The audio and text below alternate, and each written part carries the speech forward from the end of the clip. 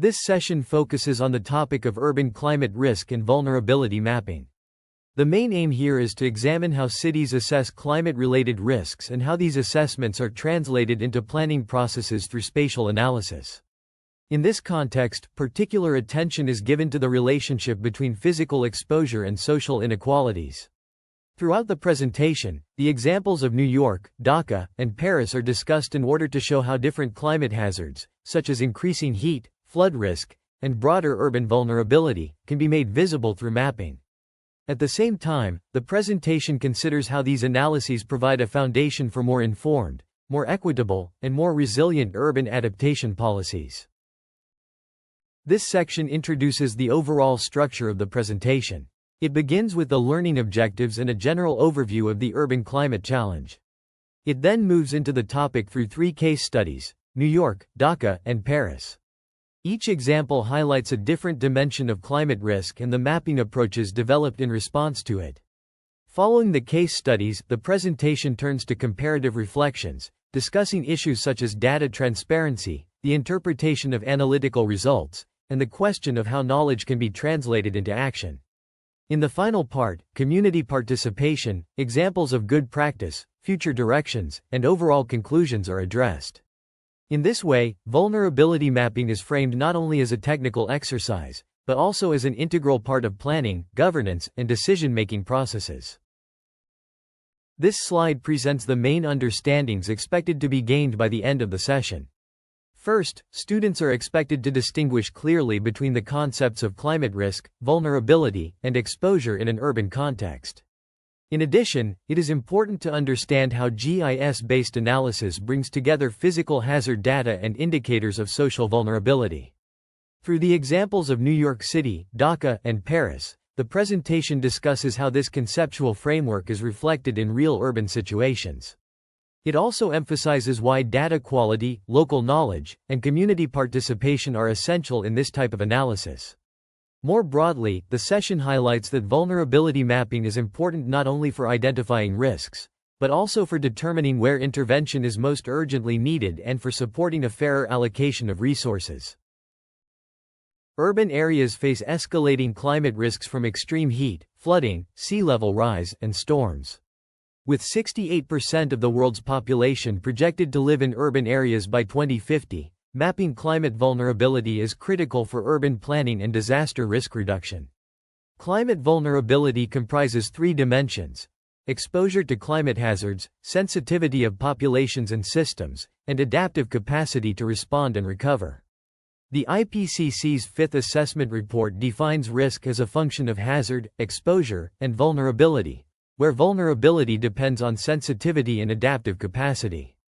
Geographic Information Systems, GIS, have become essential for integrating these dimensions, allowing planners and policymakers to visualize spatial patterns of risk and identify priority intervention areas. This enables targeted investments and resource allocation to build urban resilience. New York City has emerged as a global leader in climate adaptation planning following Hurricane Sandy in 2012. Which caused approximately $19 billion in damages and exposed critical vulnerabilities in the city's infrastructure and communities. This catastrophic event served as a watershed moment, galvanizing the city's commitment to systematic vulnerability assessment and evidence-based adaptation planning. The NYC Panel on Climate Change, NPCC, established in 2008, serves as an independent scientific advisory body providing expert guidance to inform climate adaptation strategies. The NPCC recognized early that climate impacts disproportionately affect socially vulnerable populations, necessitating an integrated approach that combines physical climate hazards with social vulnerability indicators. This recognition that technical climate projections alone are insufficient for effective adaptation planning has shaped NYC's comprehensive approach to vulnerability mapping, ensuring that equity considerations are embedded in climate risk assessment from the outset rather than treated as an afterthought. The NPCC's vulnerability mapping framework integrates data layers to create risk assessments capturing physical exposure and social vulnerability. Physical exposure includes FEMA flood zones, coastal inundation projections from sea level rise scenarios, and heat vulnerability indices incorporating land surface temperature and urban heat island effects. Social vulnerability indicators encompass demographics including age structure, with attention to elderly populations and children under 5 at elevated risk during extreme weather. Housing characteristics, building age, construction materials, and maintenance status influence vulnerability to flooding and heat. Census tract level data on income, poverty, and linguistic isolation reveal adaptive capacity and resource access for preparation and recovery. Race and ethnicity data identify environmental justice concerns, as communities of color face disproportionate climate risks from historical disinvestment and discriminatory housing policies. This integration enables identification of communities with compounded vulnerabilities where high physical exposure coincides with limited adaptive capacity. NIC's Heat Vulnerability Index, HVI, informed by epidemiological research, has informed policy interventions and infrastructure investments demonstrating vulnerability mapping's value for urban governance.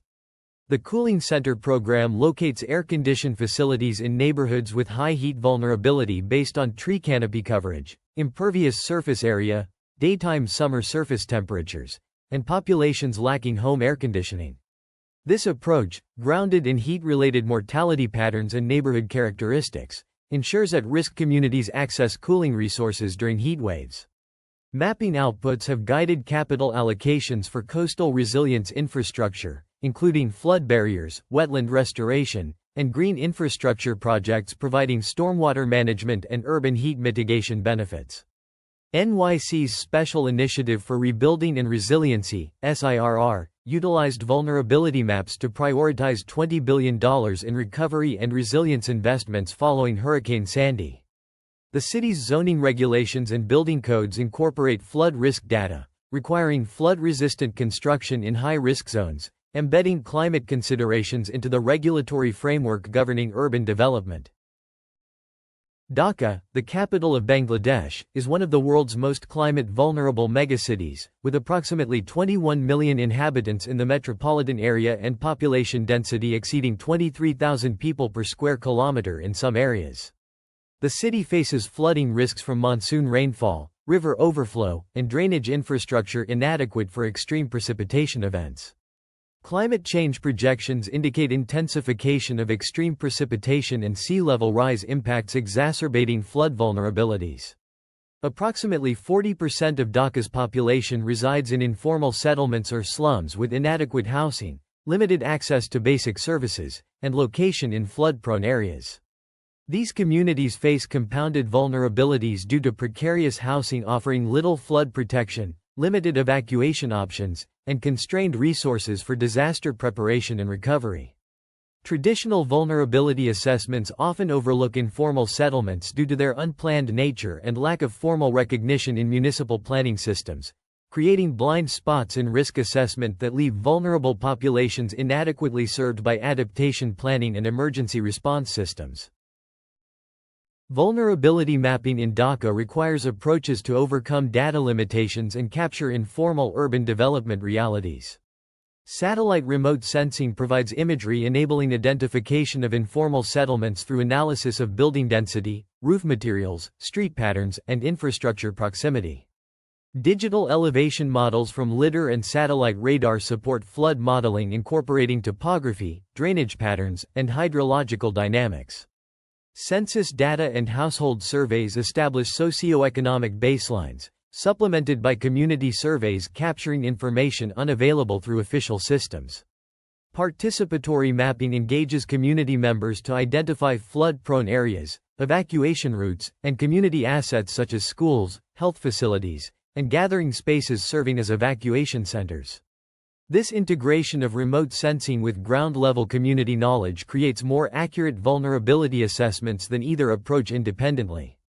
However, the methodology acknowledges persistent challenges including limited formal data availability, rapid urban change that outdates assessments, and the need for sustained institutional capacity to maintain and update vulnerability mapping systems in resource-constrained environments. Flood vulnerability mapping informs planning decisions in Dhaka's urbanizing context through pathways translating analysis into interventions. Slum upgrading programs use vulnerability maps to prioritize interventions in high-risk settlements, targeting infrastructure investments such as raised walkways, improved drainage, and flood-resistant community facilities to areas of maximum benefit. Resource allocation directs financial and institutional capacity toward communities facing greatest flood risks and possessing least resources to cope independently. Flood preparedness initiatives utilize mapping outputs to design evacuation routes accounting for flood depths, accessibility, and proximity to vulnerable populations. Early warning systems are configured based on spatial patterns of flood risk, ensuring alerts reach high-risk communities with sufficient lead time for protective action. Community disaster management training is geographically targeted to areas with highest flood vulnerability, building local capacity for emergency response and recovery. Research indicates that if 2004 flood levels repeated in Dhaka under future climate conditions by the 2050s, damages would rise approximately $1.3 billion assuming present-day infrastructure and economic values. This underscores the importance of proactive vulnerability reduction through informed planning and investment. Paris has experienced frequent heat waves, with the August 2003 event causing approximately 15,000 excess deaths across France, including significant mortality in the Paris metropolitan region. This galvanized recognition that urban heat constitutes a public health threat requiring vulnerability assessment and adaptation planning. The urban heat island effect, whereby built-up areas experience higher temperatures than surrounding rural regions, amplifies heat exposure in dense urban cores. In Paris, research found nighttime temperature differentials of approximately 2.84 degrees Celsius in the city center compared to surrounding countryside during heat waves, though differentials during extreme events can reach 7–8 degrees Celsius. Heat vulnerability exhibits spatial and social inequalities, with disadvantaged neighborhoods experiencing higher temperatures due to limited vegetation and impervious surfaces, and populations with greater physiological vulnerability and reduced adaptive capacity. Populations at elevated risk include the elderly, individuals with chronic health conditions, outdoor workers, and socially isolated individuals. Access to green spaces providing cooling benefits demonstrates socio-economic disparities across Paris neighborhoods, with wealthier areas enjoying greater tree canopy coverage and park proximity while disadvantaged communities lack adequate nature-based cooling infrastructure. Paris's urban heat and green equity mapping integrates satellite-derived land surface temperature data with land use and land cover information to create vulnerability assessments. Thermal infrared imagery reveals heat distribution patterns across the metropolitan area, identifying hotspots where temperatures are elevated due to dense built environment and limited vegetation. Land use analysis characterizes the built environment including building density, materials, and configuration influencing heat absorption and retention. Urban morphology assessment examines street orientation, building heights, and urban form affecting airflow and shading. Vegetation indices from multispectral satellite imagery quantify tree canopy coverage and vegetated areas providing cooling through evapotranspiration and shade. The vulnerability component incorporates age structure and health data to identify populations at risk during heat events. Social isolation indicators identify individuals lacking social networks for assistance during emergencies. The framework assesses access to green spaces through spatial analysis of park locations, tree canopy, and walking distance to cooling amenities.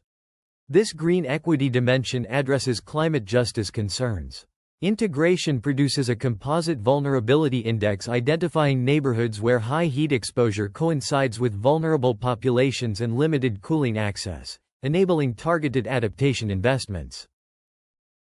Paris has translated heat vulnerability mapping into adaptation actions through its climate adaptation strategy and urban biodiversity plan, demonstrating political commitment to addressing spatial inequalities in climate risk. The city aims to create 170 hectares of green spaces, prioritizing heat-vulnerable neighborhoods identified through mapping analysis. Street tree planting programs target locations with high heat exposure and low canopy coverage, with species selection considering climate resilience and cooling effectiveness. Cool infrastructure initiatives including cool pavements reflecting solar radiation and facade greening providing shade are deployed in heat island hotspots identified through thermal mapping. Social services including geographically targeted home visits to vulnerable elderly during heat waves address both infrastructure deficits and social vulnerability. Paris's Climate Action Plan, 2024-2030, ensures all Parisians live within a 7-minute walk of a cool island day and night. These cool islands include parks, water fountains, and public facilities such as swimming pools and museums, which can be between 2 degrees Celsius and 4 degrees Celsius cooler than surrounding streets. The plan commits to planting 170,000 trees in 6 years and extends outreach campaigns targeting the elderly, pregnant women, and young families during heat events. These measures illustrate how vulnerability mapping catalyzes adaptation strategies addressing both health risks and spatial inequalities. A commonality across all 3 case studies is recognition that climate vulnerability cannot be understood through physical hazard exposure alone, requiring integration of social dimensions to capture climate risk. Each city has developed frameworks linking physical climate hazards with social vulnerability indicators, enabling identification of communities facing compounded risks where high exposure coincides with limited adaptive capacity. This approach aligns with vulnerability science, emphasizing that disaster impacts result from interaction of hazards with pre-existing social conditions, inequalities, and power relations. GIS-enabled integration of diverse data sources, from satellite imagery to socioeconomic surveys, facilitates assessment than single-source analysis. However, integration requires attention to data quality, temporal consistency across datasets, and spatial resolution compatibility among sources.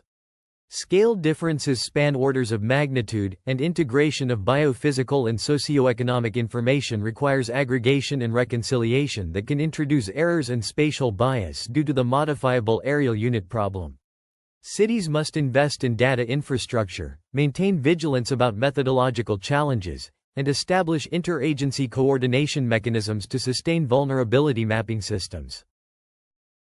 The credibility and utility of vulnerability mapping depend critically on methodological transparency and scientific rigor that enable independent evaluation and build stakeholder confidence in results.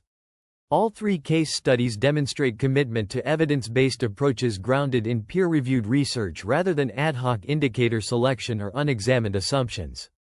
Transparent documentation of data sources, analytical methods, and underlying assumptions allows stakeholders to understand how conclusions were reached and assess their validity for decision-making. Scientific advisory panels like the NPCC provide independent expert guidance that insulates technical analysis from political pressures while ensuring scientific credibility. However, vulnerability mapping necessarily involves subjective decisions regarding indicator selection, weighting schemes that determine relative importance of different factors, and aggregation methods that combine multiple indicators into composite indices. These methodological choices shape results and subsequent policy priorities in ways that are not purely technical but reflect normative judgments about what aspects of vulnerability matter most. Cities must acknowledge these subjective dimensions and their implications, engaging diverse stakeholders in framework development to ensure that methodological decisions reflect community values and priorities. Regular updates incorporating new data, improved methodologies, and lessons learned from actual climate events maintain the relevance and accuracy of vulnerability assessments over time, preventing assessments from becoming static snapshots that fail to capture evolving urban conditions and climate risks. The impact of vulnerability mapping depends on institutional pathways translating analysis into policy action and resource allocation, transforming maps from products into drivers of urban transformation. Case studies illustrate mechanisms through which vulnerability maps influence governance and planning decisions. Maps inform capital budget decisions by identifying priority areas for infrastructure investment, ensuring resources are directed toward locations providing maximum risk reduction. They guide regulatory reforms including updates to building codes and zoning regulations embedding climate considerations into rules governing development. Vulnerability maps enable geographically targeted service delivery, ensuring programs such as cooling centers, early warning systems, and emergency response reach high-risk populations. They shape awareness campaigns and risk communication, helping residents understand hazards and protective actions. Success requires political commitment persisting across election cycles and budget negotiations. Interagency coordination mechanisms break down silos, enabling climate considerations across planning, public health, infrastructure, and social services. Dedicated funding ensures vulnerability mapping is ongoing capacity and governance. Web-based platforms enabling users to explore data, customize queries, and generate reports enhance accessibility and support decision-making at governance scales. Community engagement represents both an opportunity and a challenge in urban climate vulnerability mapping, with gaps often existing between participatory ideals and implementation realities. Benefits of participation are documented. It identifies vulnerabilities not visible in datasets, captures community resources and support networks enhancing adaptive capacity, builds awareness of climate risks and options, and enhances legitimacy by ensuring affected communities have voice in characterizing vulnerabilities. However, participation requires power sharing beyond tokenistic consultation, providing communities with influence over methodological decisions and priorities. Adequate time and resources must support participatory processes, as building trust cannot be rushed. Attention to internal dynamics ensures processes do not amplify powerful voices while marginalizing women, youth, or other groups facing barriers. Research identifies challenges including technological barriers limiting engagement with mapping tools, mainstreaming by institutions lacking empowerment goals, and contradictions between stated ideals and outcomes falling short of transforming power relations. Hybrid methodologies combining expertise with lived experience offer approaches, creating space for both technical rigor and community knowledge informing assessment and planning. Drawing on comparative analysis of New York City, Dhaka, and Paris, key principles emerge for urban climate vulnerability mapping guiding practice and contexts.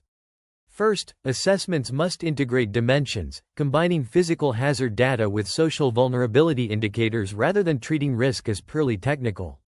Second, transparency is essential. Data sources, methods, and assumptions should be documented, enabling evaluation and building confidence.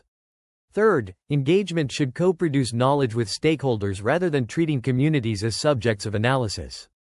Fourth, mapping must link to action through embedding in planning processes and budgets, ensuring analysis translates into interventions rather than remaining exercises. Fifth, updates maintain currency by incorporating data, methodologies, and lessons from climate events. Finally, mapping must center equity by addressing causes of vulnerability, poverty, inequality, discrimination, rather than documenting patterns without challenging conditions producing unequal risk.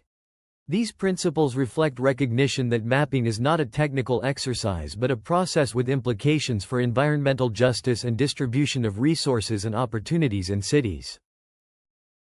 Urban climate vulnerability mapping faces challenges shaping practice and determining adaptation effectiveness. Data gaps persist, particularly in the Global South where infrastructure may be limited and informal settlements, marginalized populations, and urban peripheries are underrepresented in datasets. The tension between snapshots and dynamic vulnerability represents a challenge. Assessments typically represent conditions at one point, but planning requires understanding how vulnerability evolves with demographic change, development, policy, and climate change. Uncertainties about climate outcomes, socioeconomic trajectories, and behavior complicate projecting vulnerability, though scenario-based approaches exploring futures support decision-making under uncertainty. Digital divides risk creating exclusion as data sources expand. Priorities for advancing practice include strengthening data infrastructure while exploring methods and partnerships, integrating climate projections and scenarios enabling assessment, enhancing participatory approaches empowering communities, and building adaptive management capacities enabling adjustment. Research emphasizes adaptation requires transformation of institutional arrangements, values, and power relations perpetuating vulnerability, suggesting mapping's future must couple with examination of systemic drivers rather than optimization for predicted futures alone. Urban climate risk and vulnerability mapping has emerged as a tool for evidence-informed adaptation planning. enabling cities to identify priority areas for intervention and allocate resources to build climate resilience. Case studies of New York City, Dhaka, and Paris demonstrate methodological approaches adapted to contexts, hazards, and data environments, yet reveal principles transcending circumstances. These include integration of physical and social dimensions of vulnerability, commitment to rigor and transparency, community engagement, and pathways from analysis to implementation through planning and budgets. Maps are not tools but instruments shaping how cities understand and respond to climate risks, with implications for environmental justice and urban futures. As climate change intensifies and urban populations grow, mapping becomes critical for building resilient, equitable, cities. However, effectiveness depends on sophistication but on political commitment, interagency coordination, community participation, and attention to equity. Advances must address data gaps, incorporate assessment anticipating conditions, strengthen participatory approaches, and ensure mapping contributes to adaptation challenging causes of vulnerability rather than reinforcing inequalities.